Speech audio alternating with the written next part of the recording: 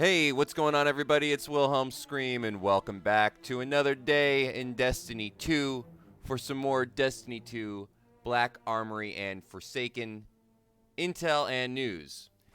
And today, guys, we're going to talk about a couple of little things, a couple of big things, and try to help you out a little bit in a long quest. So let's get right into it. But before I do that, I just want to remind everybody, as always, that I am doing that giveaway of a Destiny 2 Year 2 Seasonal Pass or some silver on my YouTube channel at 7,500 subscribers at 7,500. All you have to do to be entered into this giveaway is like the video, subscribe to the YouTube channel, turn on the notifications, the bell, right next to the big red subscribe button, and follow me on Twitter. There'll be a link in the description box below. You can also follow me on the Facebook group or on Instagram, even though I don't do that much on Instagram.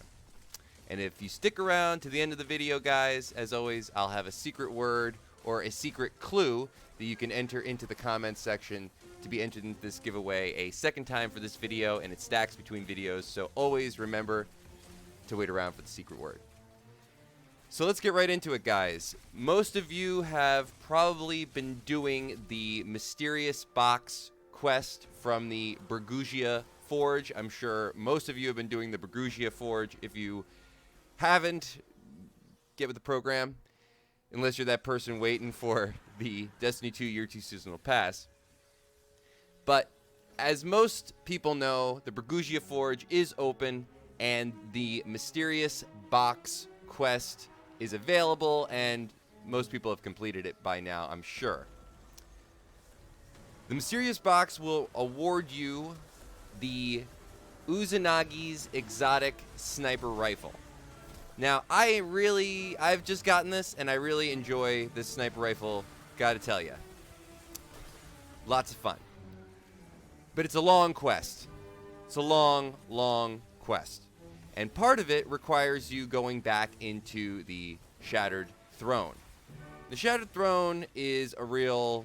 It's not easy. Let's just say that. It's not the easiest.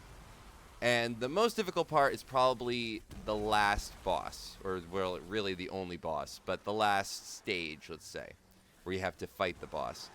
Now, this has been figured out a couple of times, but this was a really good tip for me this time when I was going back in and doing it. Now, this footage is from the first time I'd ever done the Shattered Throne, the footage that you're seeing right now. So if we seem a little under level and there's three of us and we seem to be struggling, it's because we were at the time. However, now, much easier. But this tip still helps nonetheless. And if you're soloing it, I can't imagine that this wouldn't make your life much easier. So as you can see, we are hiding on these two statues on the far side of the boss room. Once you're here, these knights just sit. They just sit there, you don't take damage from the boss, and you can just pick them off really easy to possibly get that 3 build to do damage against the boss. The 3 tap for the boss. This will allow you to possibly even one stage the boss. We were able to, especially with 3 people, you can one stage it super easy. So that's one part of this little cheese and glitch method. The glitch, of course, being that the knights just sit there. They don't even, for some reason, they don't disappear either. They just sit, as you can see. A bunch of automatons just hanging out here. There you go. Now, the second part of this is, I don't know if it's exclusive necessarily just to warlocks. I was playing on a warlock, and I was able to do this, although it seems as though Titans and Hunters might have a more difficult time, but I can't imagine that it's impossible. But this is something you're capable of achieving with the Warlock when you have the long float jump. I forget what the name of that jump is, but it's the one that allows you to go the furthest distance. What this will allow you to do, and I'm sure you'll see me doing it in a moment, if I am correct in the video that I'm watching and narrating over, is you're actually able to jump from corner platform to corner platform and circumnavigate this whole room from the outside without ever actually having to enter it. This really comes in handy when you're trying to avoid the adds that spawn in between waves, if you're not able to one phaser. However, it also just comes in handy if you're soloing and you just need to get to a safety area really, really quick. Of course, I died here. Embarrassing. As I said, we were under level at this point. I was a 590. 650, it's much easier, guys. But as I said, if you're soloing this, if you're out there just trying to get your Uzanagi's burden, you see, here we go. I jump around the side of the map, and I can land on any platform. Now, the thing is, when you're doing this, you'll actually get that countdown every single time because you are essentially out of the map, and it's going to try to join you back with your allies. However, that's not that terrible either because it teleports you to another point. But you'll always be able to make it around the edge before the countdown is down. So using the combination of being able to circumnavigate this whole room from the outside and avoid all the adds and the knights and the boss if you need to, you can even go to the back side and shoot her from the other side of the room. It's just really helpful. And I know there's going to be some people out there soloing this week, trying to get their Uzanagi's exotic sniper rifle. It is a primary. I didn't realize it was a primary. I was actually very surprised that it was a primary. Some people are ragging on that sniper rifle, but I actually really liked it in the Crucible. It has a, I don't know, I always find that exotic sniper rifles just have a stickier feel to them, regardless of what the stats are. I always think there's just some internal stats to exotics that just make them a little bit better now. So I'm actually really enjoying it.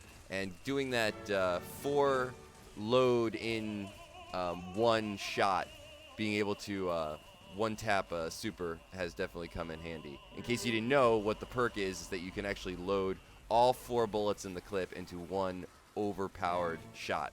And it nukes. It's pretty good. It's pretty good. It's actually a fast sniper rifle just beyond that, beyond the fact that it has, I think, a really nice scope on it. The scope's pretty fast. It swaps weapons really quick, which I actually find makes up for the fact of it having a slightly slower scope than maybe a snapshot.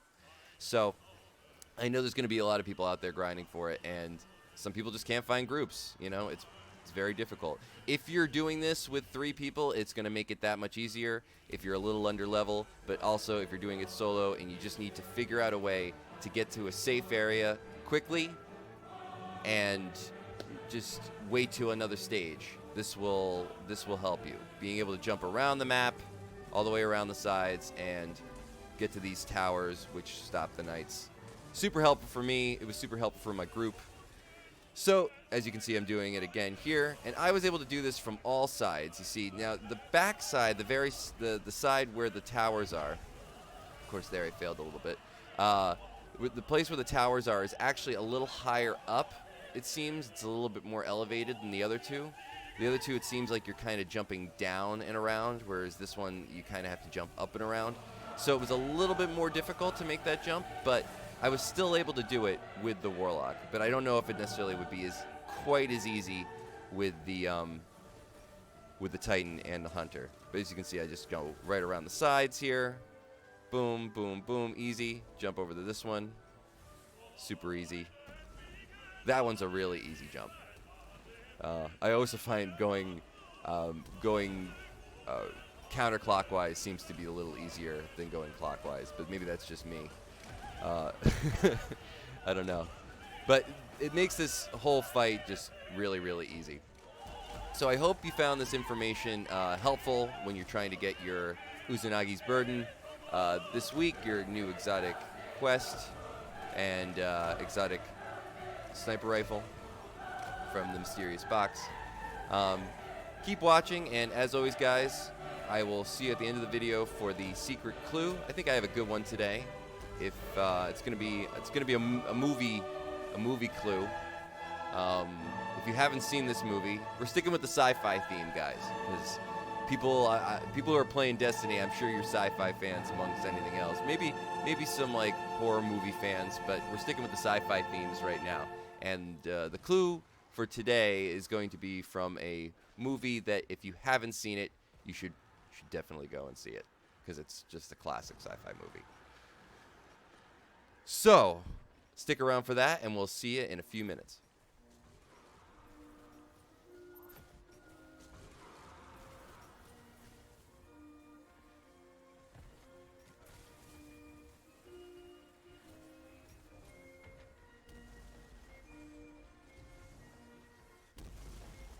point, but we're going to go even further back. If you thought it was hard before, if you thought these clues were interesting before, well, just get ready. Okay, so now for this week, for today, not this week, for today's secret clue.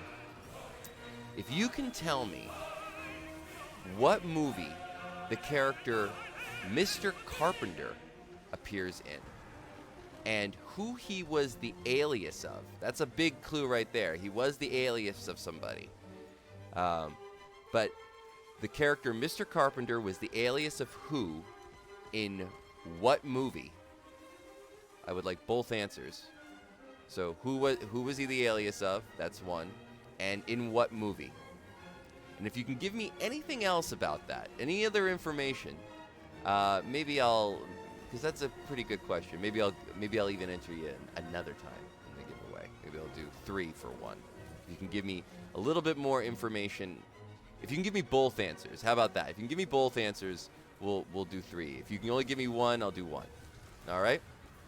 So, thank you guys so much for watching. Hopefully this information today helps you do this quest a little bit easier, as I said before. As always, guys, I am Wilhelm Scream. We will see you in the next video.